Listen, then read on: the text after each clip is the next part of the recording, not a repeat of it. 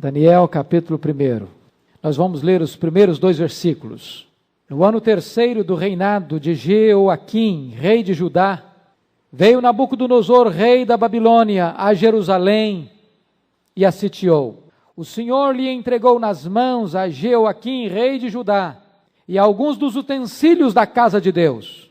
A estes levou-os para a terra de Sinear, para a casa do seu Deus, e os pôs na casa do tesouro do seu Deus. Eu queria hoje pensar com vocês sobre o tema, quando Deus disciplina o seu povo. Essa vai ser o enfoque desta primeira mensagem deste livro. E eu chamo a sua atenção para uma breve retrospectiva histórica para entendermos o que está escrito aqui.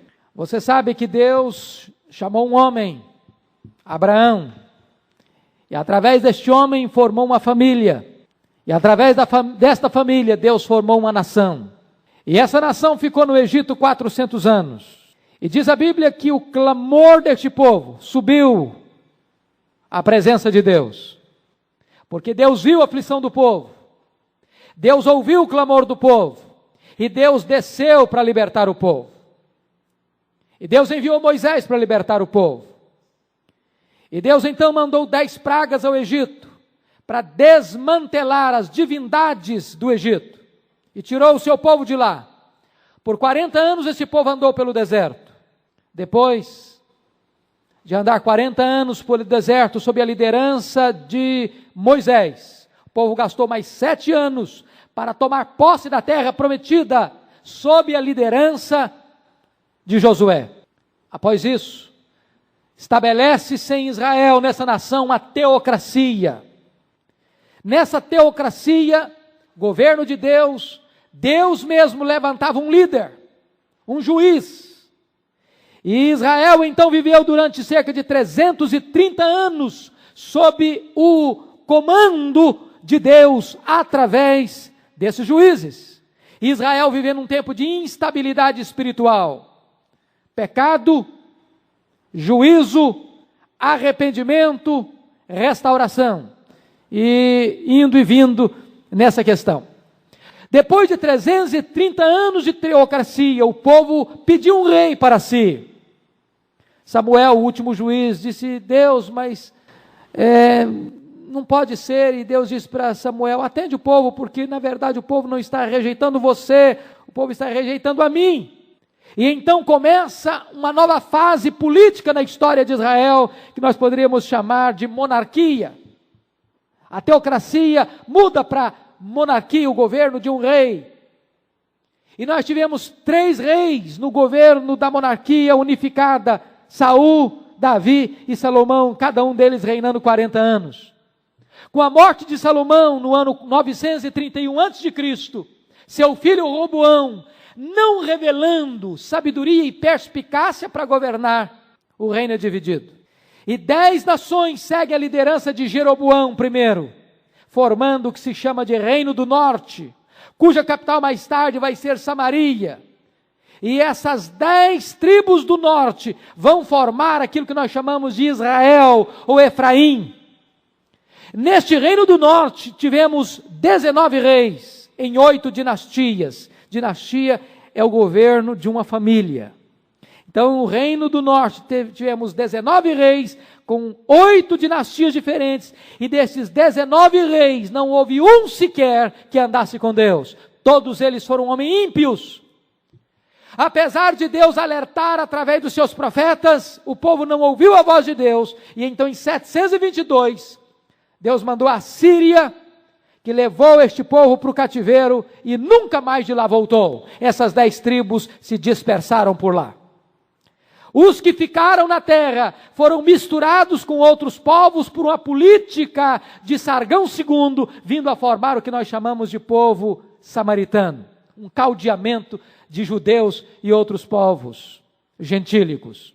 As 2 tribos do sul, Benjamim e Judá, seguem a linha davídica e só tem uma dinastia. Por quê? Porque através dessa tribo do sul, ou deste reino do sul, é que deveria se cumprir a profecia do Messias. Portanto, não podia ter outra dinastia. Aconteceram tentativas para que essa dinastia fosse interrompida, mas se interrompesse, frustraria os propósitos de Deus, e os propósitos de Deus não podem ser frustrados.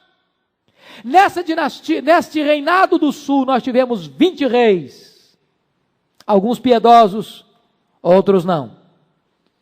Acontece que no ano 608, depois de uma reforma religiosa através do rei Josias, um homem piedoso, um homem que andou com Deus, um homem que ao descobrir a lei de Deus, na casa de Deus, depois de um tempo de apostasia, ao ouvir a leitura da palavra de Deus, ele rasga suas vestes no ato de contrição e arrependimento.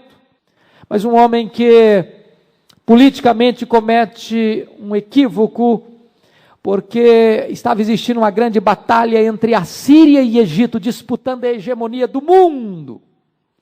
E então Josias entende que deve declarar guerra contra o faraó Neco e lutar contra os exércitos do Egito, e nesta guerra de Carquemes, Josias morre. Josias morre. E o Egito então domina o seu filho Jeoacás. Neste momento, Jeoacás precisa pagar tributos ao Egito. Mas logo depois, acontece um fato interessante, é que Joaquim, este rei, Jeoacás é deposto, porque em seguida você vai perceber que a Babilônia vai vencer o Egito, vai triunfar sobre o Egito. E a Babilônia vai depor este rei Jeoacás, filho de Josias, vai levá-lo para o cativeiro, e vai estabelecer o seu irmão Eliaquim, que vai receber o nome de Jeoaquim, em seu lugar. E Jeoaquim é um rei ímpio, provando para nós a quebra de um mito, que filho de peixe não é peixinho, filho de crente não é crentinho. Josias era um homem piedoso, mas os seus filhos foram homens maus, homens ímpios, homens que se corromperam, homens que não andaram com Deus, homens que não ouviram a voz de Deus, ao ponto desse rei Jeoaquim, quando ouviu a leitura da palavra de Deus, foi capaz não de rasgar as suas vestes, como fez o seu pai, num ato de quebrantamento, mas pegou o rolo do livro da lei de Deus, e o picou, e o cortou, e o jogou na fogueira, queimou a palavra de Deus. Se não bastasse isso, ele mandou prender o profeta, que mandara esta mensagem para ele. Doutra feita, este mesmo rei, ao ouvir a pregação de um outro profeta, o profeta Urias, pelo fato do profeta não estar profetizando de acordo com o querer e as conveniências dele, ele perseguiu esse profeta, o profeta fugiu para o Egito, ele mandou prender esse profeta no Egito, o trouxe de volta e o matou. Este era um homem, filho de um homem piedoso, como o rei Josias. Mas, queridos irmãos, nós precisamos observar um detalhe, então. O que acontece?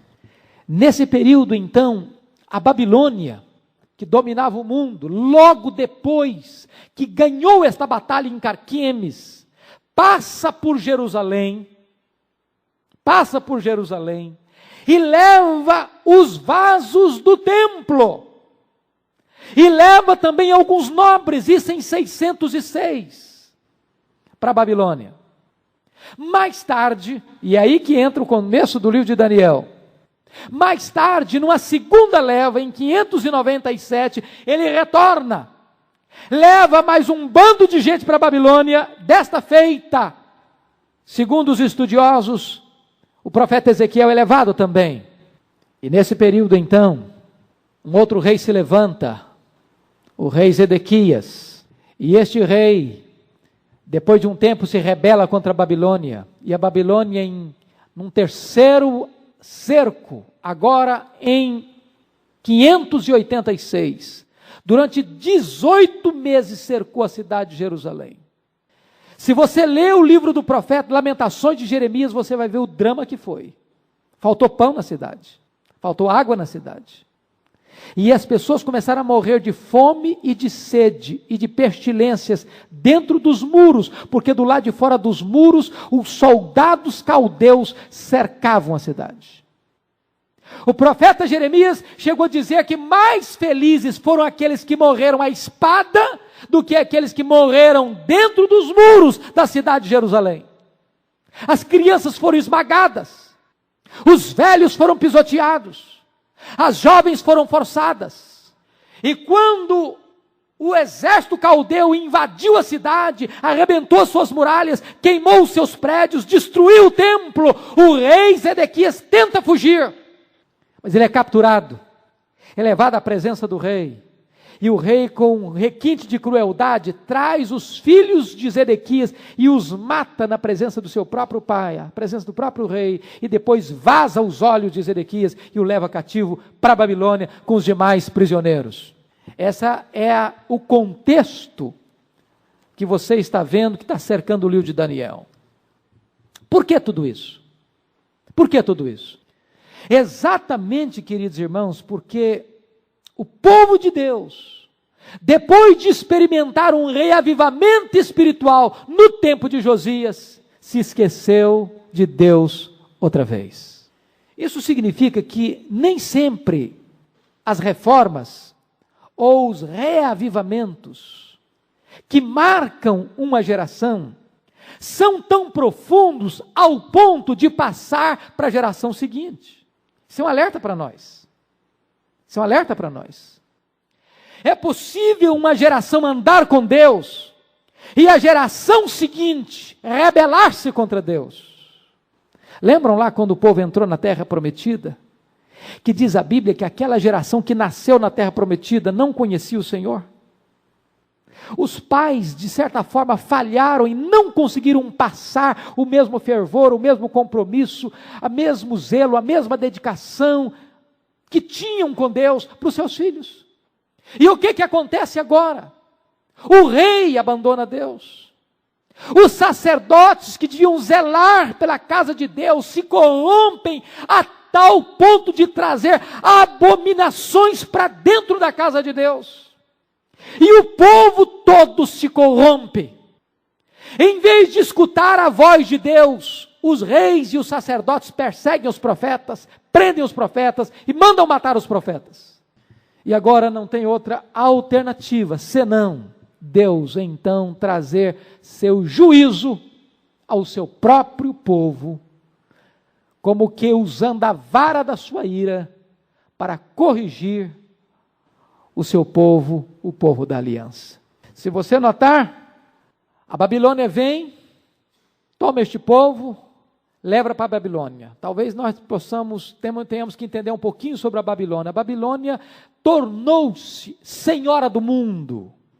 E é um fato interessante aqui, porque Egito e a Síria estavam brigando, disputando quem dominaria o mundo. E naquela briga, os dois se enfraqueceram. E a Babilônia tirou proveito disso. É como, deixa eu tentar ilustrar. É como você pegar dois cães que estão brigando por um osso. Brigam daqui, brigam dali, brigam daqui, brigam dali, pela posse do osso. Um terceiro cão chega e leva o osso facilmente. Foi isso que aconteceu. Egito e a Síria brigavam pela hegemonia do poder. E se esqueceram de que estava se levantando um império poderosíssimo, que acabou abocanhando a Síria e abocanhando o Egito. E a Babilônia se torna a senhora do mundo. Nabucodonosor se torna um dos maiores monarcas da história, que reina durante 43 anos, tornando a Babilônia uma das mais magnificentes cidades do mundo em sua época. Para vocês terem uma ideia, as muralhas da cidade de Babilônia tinham 30 metros de altura, é uma coisa inimaginável isso. Tão largas ao ponto de poder correr sobre estas muralhas 3 carruagens aparelhadas, com 1.200 torres de vigias, uma cidade humanamente inexpugnável. Nabucodonosor embelezou e enriqueceu essa cidade a tal ponto de que uma das 7 maravilhas do mundo antigo estava lá, os jardins suspenso da Babilônia. Nos grandes prédios e edifícios, Nabucodonosor, para atender às suas mulheres, construía aqueles jardins belíssimos, suspensos, que tornaram-se famosos no mundo inteiro. E o povo de Deus é levado para a Babilônia, no seu cativeiro. Dito isto, irmãos, eu gostaria então de nós tirarmos desse texto, desses 2 versos, algumas lições práticas para nós hoje. Primeiro, Deus disciplina o seu povo quando o seu povo deixa de obedecer a palavra de Deus. Você e eu sabemos disso. Obediência gera bênção, desobediência gera maldição. Isso é uma lei de Deus, ela não muda. Passa geração, entra geração, esse princípio há de permanecer. Quando há obediência, há bênção. Quando há transgressão, há prejuízos. Se você ler a história de Israel, é isso que você vai ver repetido em cada página do texto sagrado. Sempre que alguém piedoso se levantava e conduzia o povo pela estrada da obediência, a bênção de Deus fluía sobre o povo. Sempre que um homem mau se levantava e desviava o povo do caminho de Deus, da palavra de Deus, o juízo de Deus vinha, a disciplina de Deus vinha, o castigo do céu acontecia e o povo gemia e sofria amargamente. Não é diferente hoje. Não é diferente hoje. Nós podemos escolher. E Deus ainda propõe para nós 2 caminhos. E Deus ainda diz para o seu povo assim: eu te proponho hoje a vida e a morte, a bênção e a maldição. E Deus ainda amorosamente nos recomenda: escolha, pois, a vida para que você viva. A escolha é nossa. Quando o povo de Deus é derrotado, preste atenção nisso. A causa principal nunca é o poder do inimigo, mas a fraqueza do próprio povo de Deus. Judá não caiu nas mãos da Babilônia porque Judá era fraca. Judá caiu nas mãos da Babilônia porque Judá pecou contra Deus, e Deus mesmo entregou Judá nas mãos do rei da Babilônia. Nada nos torna mais vulneráveis do que o pecado. Nada nos torna mais fracos do que o pecado. O pecado mina as nossas forças, destrói a nossa capacidade de resistência. O pecado é combustível para o inimigo. O pecado nos desestabiliza. Judá caiu. E se você ler com bastante atenção, vai perceber: o Senhor entregou. O Senhor entregou. E entregou por causa do pecado. Então, esta é um princípio de Deus para você e para mim hoje, aqui e agora. Quando nós transgredimos a palavra de Deus, quando nós escolhemos o caminho da desobediência, Deus nos torna vulneráveis. Deus nos torna fracos.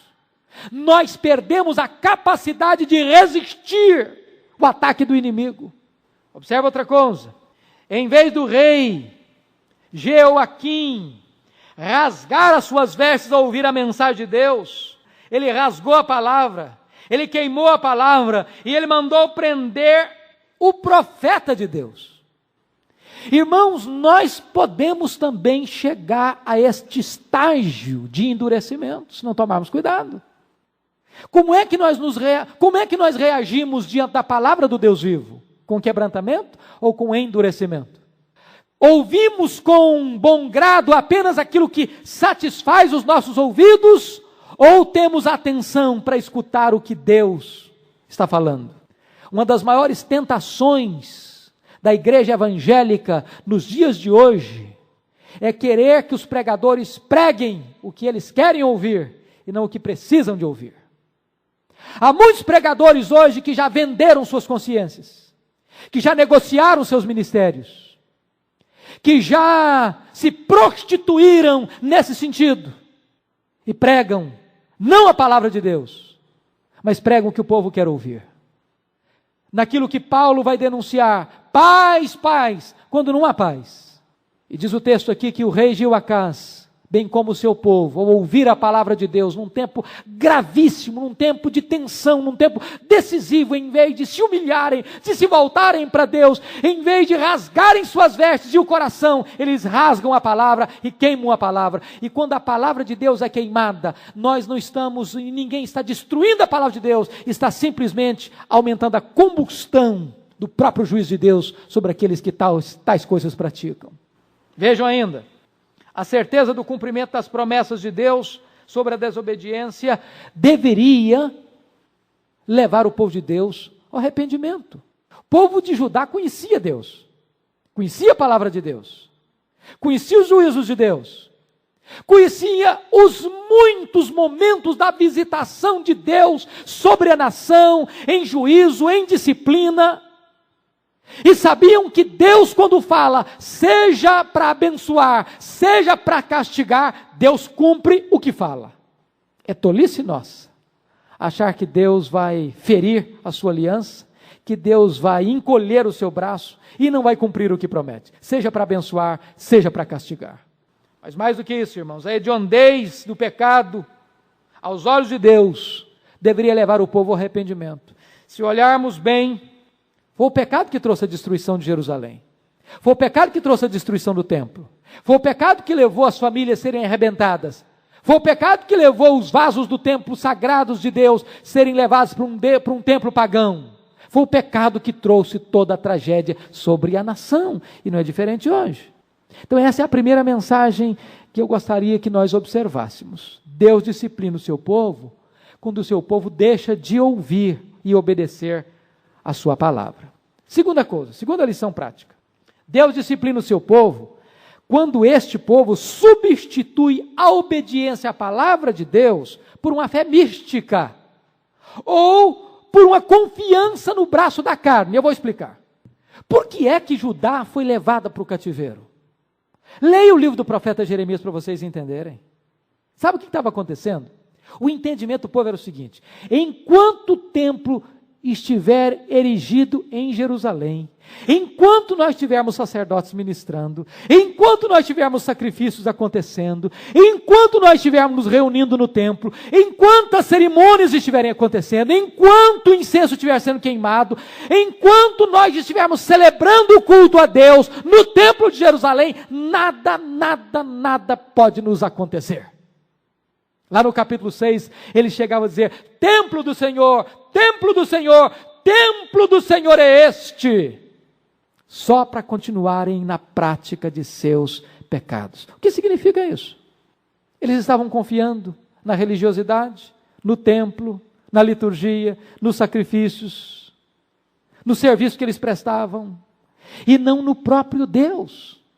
Meus irmãos, há uma linha tênue, muitas vezes, que separa a religiosidade humana do relacionamento pessoal com o Deus vivo. Às vezes podemos ser zelosos da religião e perdermos de vista completamente o nosso relacionamento pessoal com o Deus vivo. O Senhor Jesus ilustrou isso na igreja de Éfeso.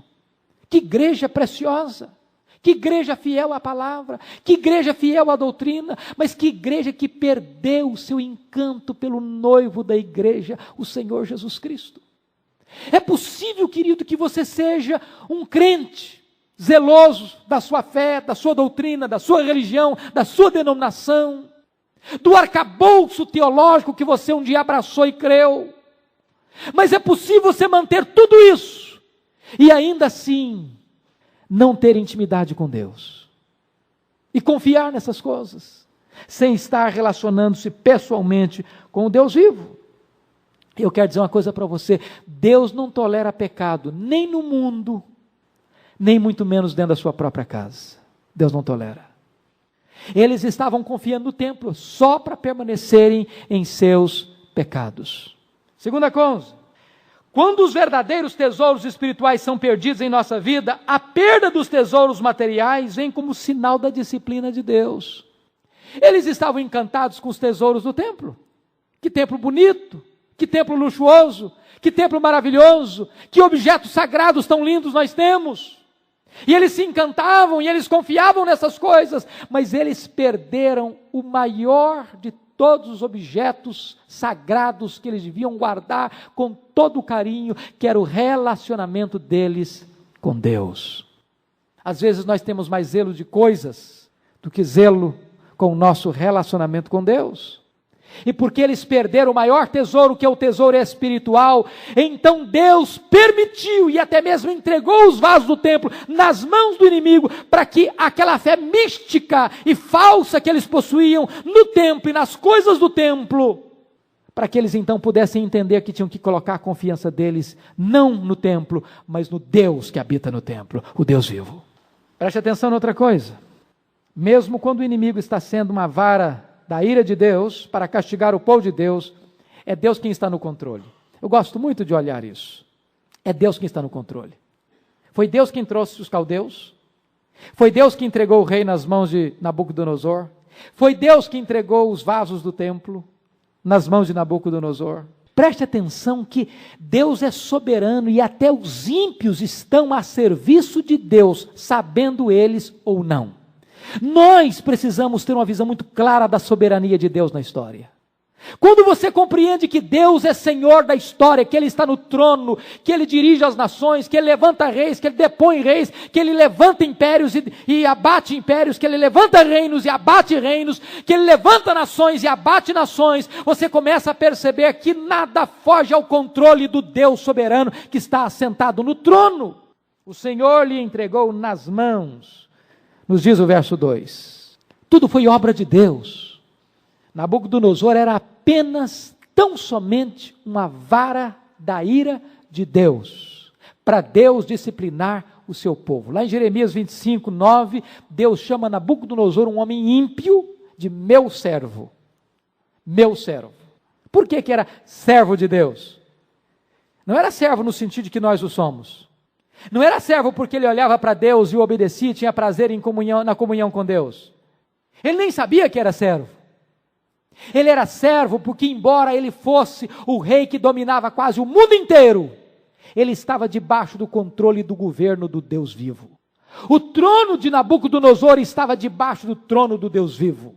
Nabucodonosor estava sendo usado por Deus para cumprir os propósitos de Deus, para que a soberania de Deus se estabelecesse na história do seu próprio povo. Agora, preste atenção nesse outro detalhe. Quando o povo de Deus deixa de confiar em Deus para confiar no braço da carne, daí pode vir a sua própria ruína. Sabe o que aconteceu? Para fugir do domínio egípcio, Judá fez aliança com a própria Babilônia. Se você ler a Bíblia, e você já leu certamente, você sempre vê que Deus reprovou Israel toda vez que Israel deixou de confiar em Deus para fazer uma aliança, tentando se segurar. Esse problema não é só do povo, não, é meu e seu. Nós temos essa tendência. Nós temos dificuldade, às vezes, de crer no Deus que nós não vemos. Nós queremos buscar algum refúgio para nós, que nós podemos agarrar, pegar, tocar. É por isso que nós confiamos que o dinheiro é que vai trazer solução. É por isso que nós achamos que o nosso destino vai depender do presidente, ou do prefeito, ou do ministro, ou da canetada daquele que tem o poder na mão. É por isso que às vezes nós negociamos, transigimos. É por isso que às vezes nós acreditamos que, na verdade, a história está nas mãos de homens. E então nós entramos em negócios e acordos para nos garantir e nos assegurar. E o que é que aconteceu com Judá? Ela fez aliança com a Babilônia pensando que aí estava a sua segurança e aí estava a sua própria ruína, a sua própria destruição. Quando ela achou que a segurança dela não estava em Deus, mas na Babilônia, Deus levantou a Babilônia para destruí-la. E todas as vezes, meus amados irmãos, que nós tiramos os olhos de Deus para botar a nossa confiança no braço da carne, nós também podemos sofrer a mesma consequência de encontrar naquilo que pensávamos estar a nossa segurança, a nossa própria derrota. Nenhum inimigo pode ser mais perigoso para nós do que os amigos que tomam o lugar de Deus na nossa vida. Em último lugar, Deus disciplina o seu povo para mostrar que Ele está no controle de todas as coisas e o seu governo é universal. Deus está no controle do invasor e do invadido. A Babilônia é trazida por Deus. Leia o livro de Abacuque que você vai ver isso claramente. Deus diz para o profeta: eu estou trazendo uma nação amarga e poderosa. Abacuque fica absolutamente alarmado quando vê que Deus traz um povo, não em entendimento dele, pior do que o povo de Deus, para disciplinar o povo de Deus. Mas é Deus quem está trazendo os caldeus, é Deus quem está trazendo a Babilônia. E agora Daniel está dizendo que é Deus quem entrega o rei de Judá nas mãos do rei da Babilônia. É Deus quem entrega os vasos do templo nas mãos do rei da Babilônia.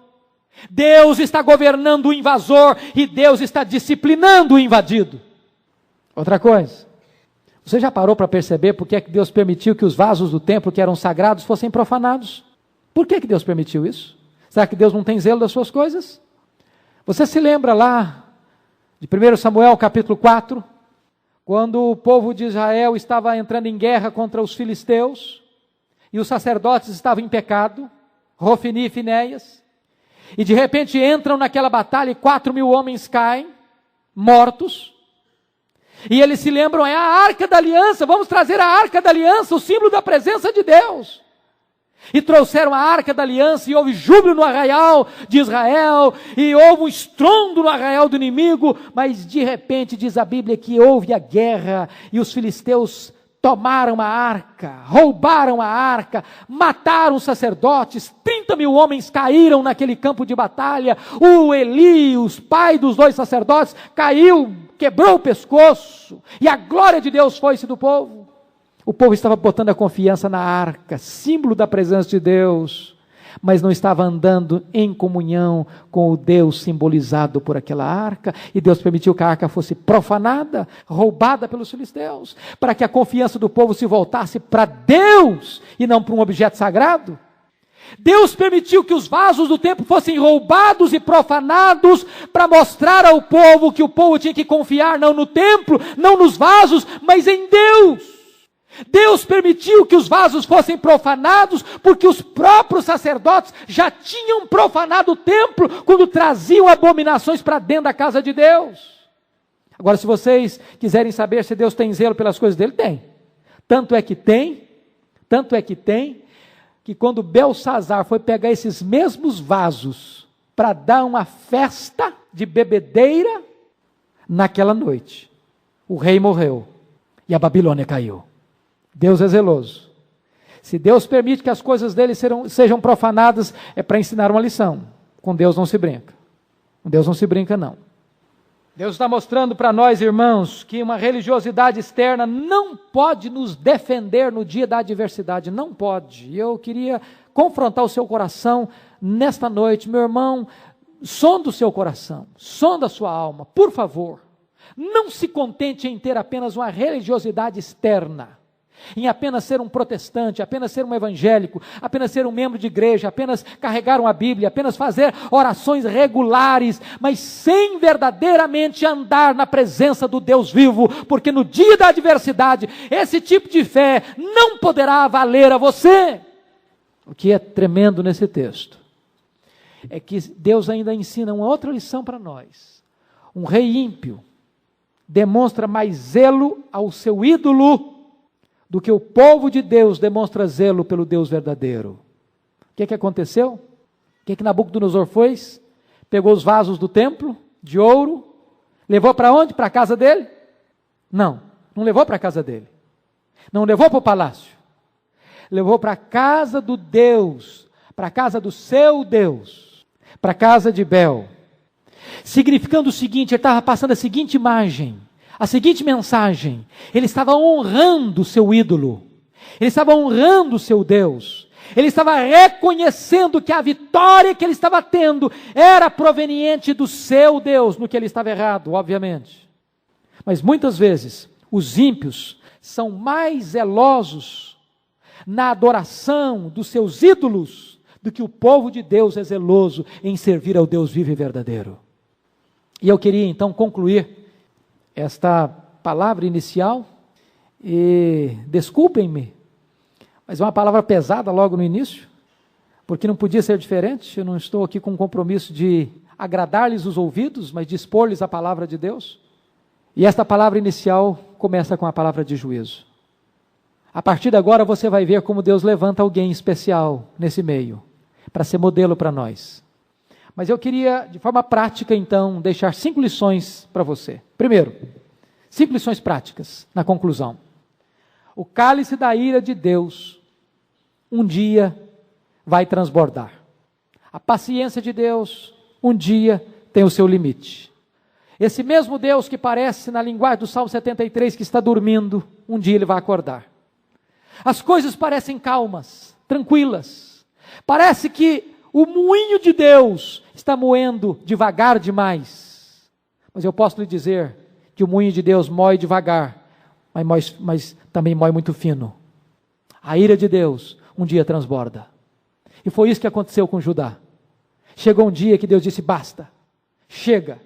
E Deus entregou a cidade santa nas mãos do inimigo, o templo sagrado nas mãos do inimigo, os vasos sagrados nas mãos do inimigo, o seu próprio povo, o povo da aliança, nas mãos do inimigo.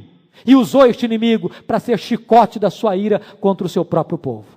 Segunda lição prática, o pecado não compensa. O pecado não compensa. Aqueles que vivem na prática do pecado um dia serão apanhados. Ninguém pode escapar. A Bíblia diz, louco é aquele que zomba do pecado. Louco.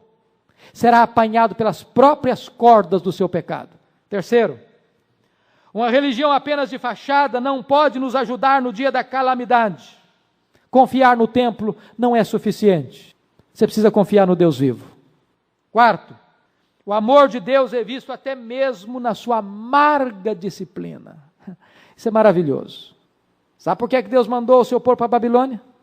Foi porque Deus é amor.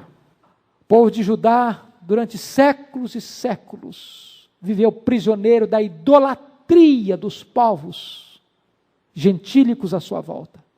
Deus ofereceu àquele povo um caminho de obediência, o povo não ouviu. Então Deus usou um remédio amargo, para que esse povo fosse curado de vez da idolatria.